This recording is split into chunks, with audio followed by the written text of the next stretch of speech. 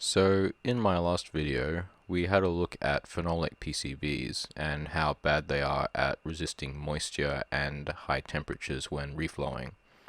If you haven't seen that video, I'll leave it in a card here. But what about FR4 PCBs that we're probably more familiar with? If you've ordered them from the various online manufacturers, you might have received them packed in this sealed packaging with a silica gel. So this would lead you to believe that these are actually quite moisture sensitive. But in that video I did say that FR4 PCBs are pretty much better in every single way, both in temperature resistance and moisture sensitivity. So I thought I'd make this video and put that to the test. So here I have a FR4 PCB from a online PCB manufacturer, and we're going to be putting it to the test at 300 degrees and see how it holds up against the phenolic PCB.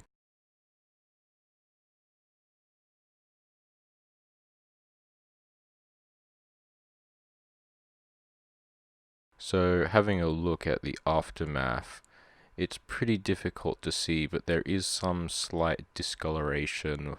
You can see some of the pads are oxidized. To make it easier to see, I've upped the contrast in this frame.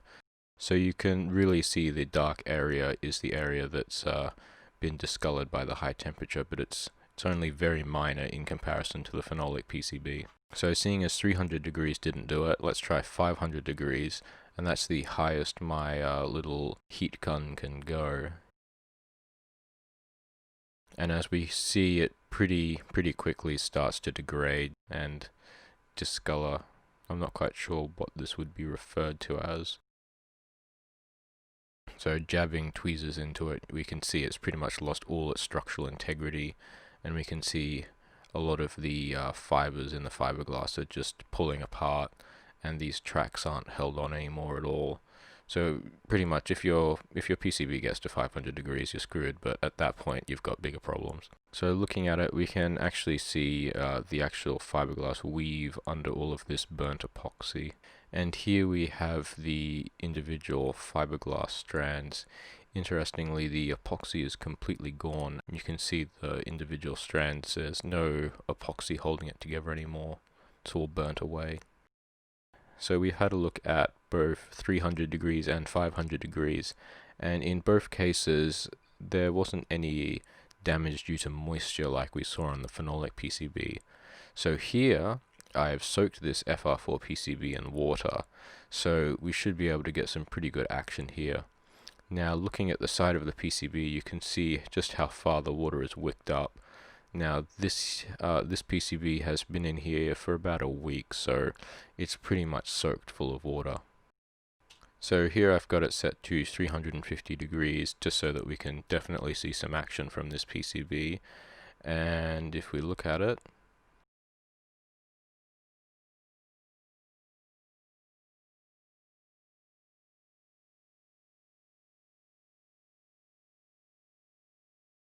it's all going nice, and then suddenly it just completely delaminates and forms this massive bubble. And we can see that the epoxy is starting to burn as well because we're at such a high temperature. Now trying it again on the other side, but this time with a normal temperature of 260 degrees, we can see that it's resisting it a fair bit more.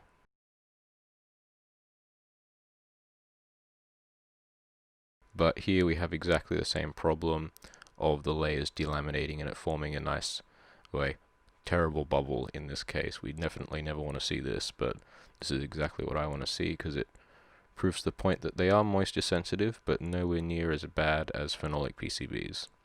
And if I take my tweezers just to show you that this bubble is certainly pressurized with some sort of gas, presumably water vapor.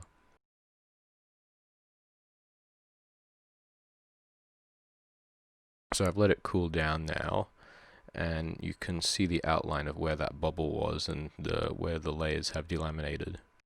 So yeah, all this area here is where it stopped. Interestingly, the vias.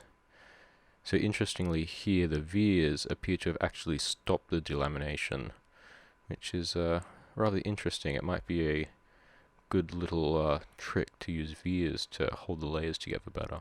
I know that you can often use vias to ensure pads adhere better to the PCB so that they don't fall off.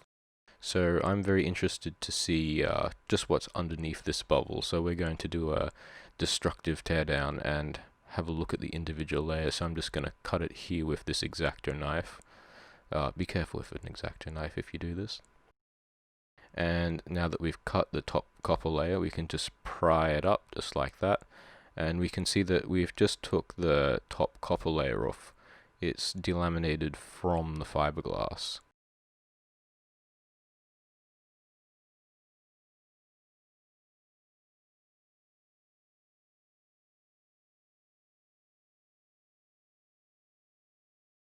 Interestingly, we can see the pattern of the epoxy on the copper. So it looks like when we peeled up the copper, it actually took the epoxy with it, although on the edge, it didn't. And this layer of fiberglass is still quite loose, so I'm going to cut away further at this to see if we can expose the lower layers. So cutting it with that X-Acto knife again, and see here I can actually put the X-Acto knife in underneath that fiberglass layer. So again, this layer here is completely delaminated. And yeah, I can just pull this up with some tweezers. It's rather rigid, but yeah, it's done a fair bit of damage to this. Although interestingly, this tab hasn't delaminated as much as the other one. So I'm not sure if that top layer delaminating was just a result of me. So yeah, just jamming the tweezers in and pulling it up works pretty good. Now, just to prove to you that this isn't just a result of cutting a normal FR4 PCB, that if you cut it, it falls apart like this. So I'll just cut it over here where I didn't apply the high temperature. And as you can see, if I cut it, it doesn't fall apart at all. It's held together quite well. Yeah, I try to get the knife in here, but it's not going to come up. There's no delamination. It's all held together quite well with that epoxy. So taking a closer look with the macro lens, we can really see that the copper has pulled up the epoxy with it. So I'm not sure if this was part of the delamination from the gases, because the other flaps appeared to still be adhered quite well. But in the case of all four flaps, the first fiberglass layer is definitely completely delaminated from the second fiberglass layer. Here you can see the difference between where the epoxy has been pulled up by the copper and where it stops, and the epoxy is still adhered to the fiberglass. So I've now pulled back the top copper as well as the first fiberglass layer a lot more, and we can see actually that the second fiberglass layer does actually have an air bubble behind it. We can see here the extremity of the bubble here, and we can see that this area here is still adhered together and hasn't delaminated. So I suspect that these lower layers were probably delaminated by the high temperature on the other side.